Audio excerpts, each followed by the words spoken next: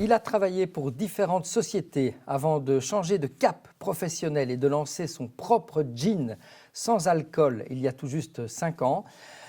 Son entreprise Nitz Co est en plein essor et vise les 20 millions de chiffres d'affaires à l'horizon 2028. Bonjour Alexandre Aubaine. Bonjour Frédéric. Alors vous êtes passionné de montagne, vous avez fait l'ascension du Mont Blanc. Et la légende raconte que c'est lors d'un trail en montagne que vous avez eu l'idée de lancer ce gin sans alcool qui s'appelle Botanitz. Racontez-nous un peu cette histoire. Oui, effectivement, je fais du trail de longue distance, 50, 60 km. Je fais ça 3, 4, 5 fois par an et c'est vraiment mon exutoire. Ça me permet de aussi passer du bon temps. Et lors d'un de ces trails, j'ai effectivement réfléchi à cette possibilité de réduire sa consommation d'alcool. Pourquoi ? Parce qu'en préparation d'un objectif sportif, eh bien, on doit aussi faire attention à son alimentation, mais aussi à ce que l'on boit. D'accord. Et donc, c'est véritablement à ce moment-là que j'ai commencé à réfléchir à cette opportunité de se dire, tiens, mais en fait, je vais réduire ma consommation d'alcool. J'ai regardé le secteur de la bière, le secteur du vin, et puis le secteur des spiritueux. Et comme je suis assez analytique, j'ai regardé ce qui était disponible dans le marché. Oui. J'ai vu que les brassicoles étaient occupés depuis déjà depuis une dizaine d'années à faire des produits sans alcool qui obtenaient une certaine qualité très positive.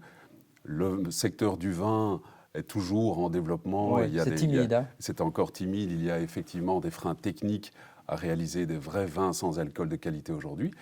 Et le spiritueux sans alcool, c'est de l'alcool sans alcool. C'est un peu absurde comme idée. Bon, voilà. Mais comme quand on court, on a besoin de s'éveiller un petit peu et on réfléchit à plein de choses. Et en fait, j'ai mis mon dévolu, effectivement, sur ce troisième secteur. Oui. Alors, on est en 2018 et votre parcours est déjà riche en expériences professionnelles. Je vais en citer quelques-uns. Vous avez travaillé chez Spadel, Deleuze, Hoover, BMW, j'en passe. Qu'est-ce qui fait qu'à un moment, on se dit, après 45 ans, je vais lancer ma propre entreprise? Alors, on est toujours en réflexion. J'ai toujours accepté les challenges. Et j'en accepte encore de manière quasiment quotidienne aujourd'hui. C'est clair que la formation qu'offrent les grands groupes corporate est magnifique, mais ce sont des paquebots. Donc pour bouger d'un degré à un paquebot, il faut mettre énormément d'énergie et c'est absolument magnifique. Dans ce cas-ci, je veux dire, c'est à la fois l'opportunité et à la fois le fait de sentir la possibilité de pouvoir faire quelque chose qui a de l'impact. D'accord. Je cherchais effectivement à avoir un certain impact par rapport à ce que je pouvais développer, ensemble avec une équipe aujourd'hui qui me suit et qui est absolument magnifique. Mais c'est clair que je voulais quelque part réaliser quelque chose qui apporte en fait une vraie valeur ajoutée par rapport à un marché et qui répond à une tendance. Et ça, alors ça, c'est l'envie, mais puis il y a la réalisation du projet. Il y a un gap. Ça a été facile ? Alors, ça n'a pas été facile parce qu'on rentre dans un secteur, le secteur des spiritueux, ce sont des majors à travers le monde. D'accord. Voilà, il y en a 5, ils sont énormes, ils ont des moyens démesurés, ils sont dans l'alcool. Je veux dire, effectivement, c'est se mettre dans un secteur qui est hyper compétitif. Concurrentiel, oui. Et concurrentiel. Et donc, c'est là aussi où ça met le challenge sur le challenge sur le challenge. Mais ça se gère comme un projet. Autant on peut le gérer comme un petit projet au sein d'une grande société. Ici, c'est un projet qui est véritablement important et pour une société qui n'existait pas il y a 5 ans. Alors, on ne l'a pas encore dit, mais c'est important, ce gin sans alcool, Botanitz, est lié à votre propre histoire familiale, notamment celle de votre arrière-grand-père qui était botaniste. Et vous avez lancé la marque Botanitz, jeu de mots, Nitz sans alcool. C'est exact, absolument. Donc Georges, mon arrière-grand-père, était botaniste et travaillait sur ce qu'on appelle le troisième arôme. Le troisième arôme, c'est issu de distillation et de techniques spéciales de distillation. Imaginez que je distille du romarin ou je distille du basilic. En fait, avec une technique de distillation particulière, on obtient un arôme qui n'est ni du romarin ni du basilic. Je me suis inspiré de ces travaux pour effectivement travailler à la possibilité de faire des spiritueux sans alcool, mais avec une technique de distillation. Et là, nous sommes quasiment uniques dans le marché.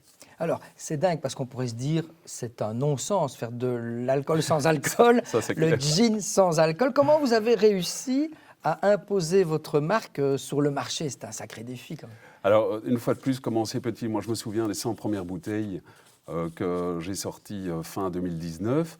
Mais je ne suis pas un professionnel du secteur, je ne suis pas laborantin, je ne suis pas chimiste. Donc globalement, je ne suis pas distilleur. Donc j'ai fait naturellement confiance aussi à des gens qui ont bien voulu me transmettre un savoir, c'est très important. Mais je partage aussi, donc j'avais mes 100 premières bouteilles, j'ai fait le tour des grands chefs. J'ai été voir différents chefs, autant wallons que bruxellois que flamands. Et je leur ai montré ma bouteille. Et je leur ai surtout fait goûter ce produit. Et je leur ai dit, voilà, j'ai fait quelque chose, mais je ne leur ai pas dit que c'était sans alcool. Ah, ok. Et à la dégustation, ils ont dit, mais écoutez, voilà, ah oui, non, c'est un bon gin, c'est bien. Puis je leur dis, mais il est sans alcool. Oh, c'est pas possible. Et ils appelaient le chef, et puis il vient goûter, c'est incroyable.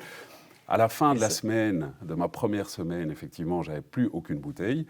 J'avais vendu mes 100 bouteilles, ils l'avaient mis sur le menu. Et c'est là que j'ai compris qu'en fait, il y avait vraiment un code à craquer. Et c'est comme ça qu'en fait l'histoire a commencé. Pour aujourd'hui atteindre plusieurs centaines de milliers de bouteilles, c'est exact. Alors ce qui est dingue, parce que bon, les bouteilles, qui dit bouteille, dit Horeca aussi. Vous lancez votre société, je le rappelle, en 2019. Un an plus tard, c'est le Covid. L'Horeca s'est fermé. Exact. Pour vous, ça a été l'horreur ou au contraire, ça vous a aidé parce qu'il y a eu un peu la vague du sans-alcool qui a aussi... En fait, les deux. D'un côté, effectivement, le premier réseau de distribution que nous devions développer, quand bien même, je veux dire, il y avait une très bonne réaction, était fermé. Donc, mais de l'autre côté, les restaurateurs étaient sans travail, malheureusement, et disponibles, à l'écoute. Et donc, en fait, on ne s'est pas arrêté une seule journée pour aller présenter la totalité de nos produits. D'accord. À la réouverture de la restauration, en fait, on a récupéré directement une centaine de restaurants qui ont référencé nos produits. Et ça a été le début d'une histoire qui ne s'est pas arrêtée jusque-là. Alors, vous avez surfé, pour autant que ça soit une vague, sur la vague du sans-alcool. C'est une vraie tendance de fond, une lame de fond, pour reprendre la métaphore, ou au contraire, c'est juste une mode passagère? Alors, on peut dire que c'était un marché niche, mais aujourd'hui, c'est une tendance qui reste. Alors, c'est une tendance très importante. Pourquoi ? Parce qu'elle est non seulement validée par des nouveaux indices de consommation, on a le bien manger, le bien bouger avec l'avènement du sport, et le bien boire était quelque part l'élément complémentaire. Donc ça, c'est un premier élément, et on surfe là-dessus. Aujourd'hui, les consommateurs affirment avec un certain aplomb le fait de « non, mais aujourd'hui, je ne vais pas boire ». Ce qu'il y a 5 ans, quand on a commencé, n'était pas du tout le cas. On était punis quand on ne buvait pas. D'ailleurs, on appelle ça l'alcool social. C'est le fait d'aller dans un bar et d'être là et puis de se retrouver dans le coin avec un coca. Je veux dire, ça reste, sans citer de marque, ça reste tabou. Donc c'était quelque part, il était puni. Je veux dire, la personne c'est plus le cas, on l'assume. Donc ça, c'est la partie consommateur. Et on voit effectivement que maintenant, on en consomme. D'un autre point, le déclin du secteur de l'alcool est là. Voilà, c'est pas à cause de nous, et heureusement, mais il est certain que c'est un fait. En 4 ans, le marché a perdu 4%, c'est l'équivalent de en fait, les 14 précédentes années. Donc en fait, il y a une accélération dans le déclin de la consommation d'alcool dans le monde. Voilà. Et puis, il y a des événements qui vous portent. On a eu Dry January, ici, tournée minérale qui s'est terminée ce mois de février. Ce sont des périodes clés pour vous, le chiffre d'affaires est boosté ? Alors, certainement, et ce qu'on appelle en load-in, donc en fait, on travaille très très fort depuis septembre, octobre, novembre, pour faire effectivement les load-in de la totalité des restaurants, mais aussi du retail, qui a commencé également avec nos produits maintenant. Mais c'est certain que cela permet de conscientiser sur certaines périodes. Et en Belgique, nous sommes le seul pays au monde à avoir globalement 3 mois sans alcool, à savoir effectivement le Dry January, la tournée minérale donc c'est déjà 2 mois en bloc. Et on parle maintenant aussi du Sober October, qui est plus anglo-saxon. Et donc, 3 mois par an, on vous invite à consommer nos produits. Donc, moi, je suis très, très content de cette notion. On l'a compris, ça booste votre chiffre. Parlons chiffre, justement. Vous en êtes où au niveau du chiffre d'affaires, au niveau des collaborateurs, et quelles sont vos ambitions ? Alors, on a doublé notre chiffre d'affaires quasiment depuis le début de l'histoire. L'aventure, voilà. Alors, on a fait un plan, ce qu'on appelle un manifesto, il y a 4 ans. On a rempli tous les éléments de ce plan ces 4 dernières années. Donc, on a réécrit un manifesto pour les 5 prochaines années. Voilà. Avec quels objectifs ? Et on va les développer. On veut 20 millions d'euros de chiffre d'affaires en 2028. Nous avons une rentabilité aujourd'hui, c'est important, après une période d'investissement normale, logique. Il y a 4 ans et demi, cette marque n'existait pas. Aujourd'hui, elle existe. Et donc, on va naturellement continuer à construire là-dessus. Et nous avons aujourd'hui 5 collaborateurs. Et on continue à développer notre team, et surtout à l'export, qui est en fait notre pôle de croissance, principalement Angleterre, France, Allemagne, et les premières bouteilles qui viennent d'atterrir aux États-Unis. Donc bravo, pas que la Belgique, on l'aura bien compris. Alors, ce qui est aussi important de dire, c'est que vous ne vous êtes pas arrêté au gin. C'était votre première bouteille, hein. Puis vous avez développé un rhum il y a quelques mois déjà. Aujourd'hui, maintenant, au moment où on se parle, vous lancez un spritz. Donc c'est assez dingue aussi. Et avec l'objectif, fin de l'année, de lancer votre premier whisky sans alcool, le Glenlivet. C'est important, cette diversification, c'est indispensable ?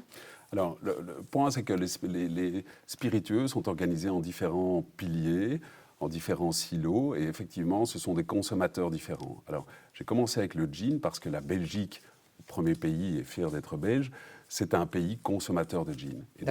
Et il y a énormément de distilleries en Belgique qui produisent du gin, donc il y a une connaissance et une compétence. Donc, je me suis inspiré de cela. Indépendamment de cela, et il y a peu de sociétés comme les nôtres, on s'adresse à d'autres catégories spiritueuses. Faire un rhum sans alcool, c'est très compliqué. Pourquoi ? Parce qu'on part, dans notre cas, d'un rhum dominicain, que l'on fait désalcooliser et qu'on fait vieillir en barrique de chêne wallon 5 mois avant, effectivement, méthode Solera, qui est une technique de vieillissement, pour obtenir un rhum qui a toutes les qualités d'un rhum.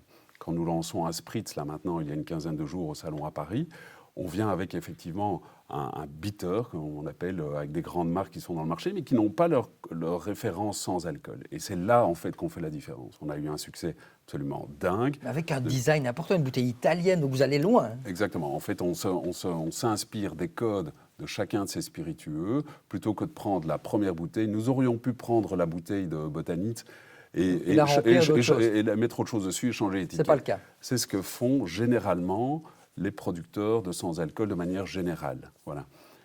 Ils ne distillent pas. Nous distillons, nous allons au-delà du produit. Le spritz, c'est un produit qui est fait à Bergamo, en Italie, dans un atelier. C'est absolument incroyable. La bouteille est italienne, l'étiquette est italienne, le bouchon est italien et le liquide est italien. Et ça, nous sommes les seuls à le faire. Mais bravo pour cette très belle histoire, beaucoup. Alexandre Aubin. On suivra de près et on goûtera surtout voilà. vos produits. C'est l'heure de l'apéro. Merci beaucoup. Voilà, Nitsko, c'est dans la boîte.